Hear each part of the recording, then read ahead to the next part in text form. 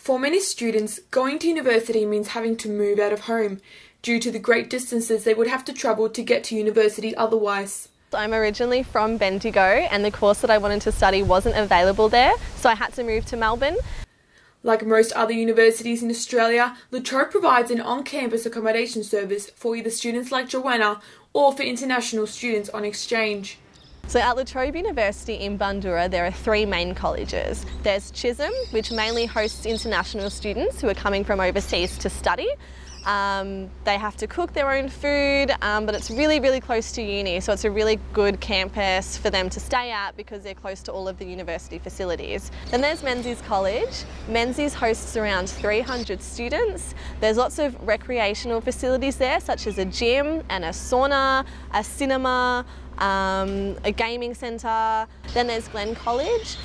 Glen has a dining hall and students are actually provided with breakfast, lunch and dinner every day. They don't have to cook for themselves.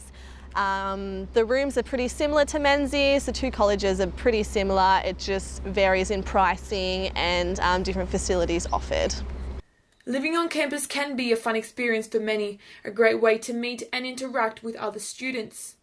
The best part about living on campus is definitely meeting new people. There's about 300 people on my college, all from different parts of Australia, and we've just made so many friends. Another benefit is it's about a 5-minute walk to class just over the moat, so you don't have to get up early, it's just easy. On top of that, there's lots of other activities that run outside of the uni. We have different events on the college, whether it's recreational or sporting events, parties, different things like that. The thing I really like to live in a campus that is I have a lot of chance to make a friend with a friend who come from the other countries, and we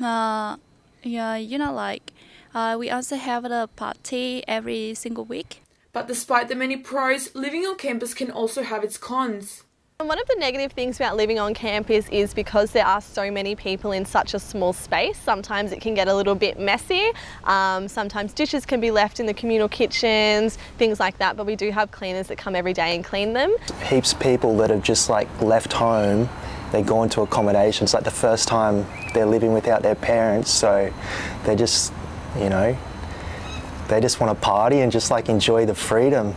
So you hear lots of stories about people passing out naked in the bathrooms, and I heard one guy throwing a mattress and stuff out of his window and stuff.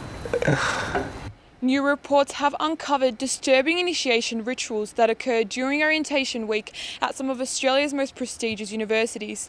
These include graphic accounts of sexual humiliation, extreme drinking games, and forcing new students to partake in disturbing activities such as drinking out of dog bowls, public nudity, and getting showered in buckets of dead fish.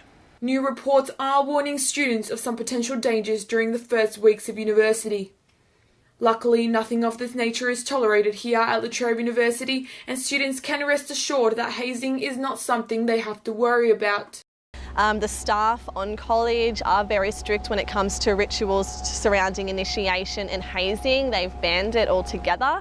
So when you do move on to college, sometimes there are fun activities that you do when you start to move on, but they're definitely ethical, they're friendly, and it's more about encouraging everyone to participate and get to know each other rather than forcing them to do activities that they're not comfortable doing.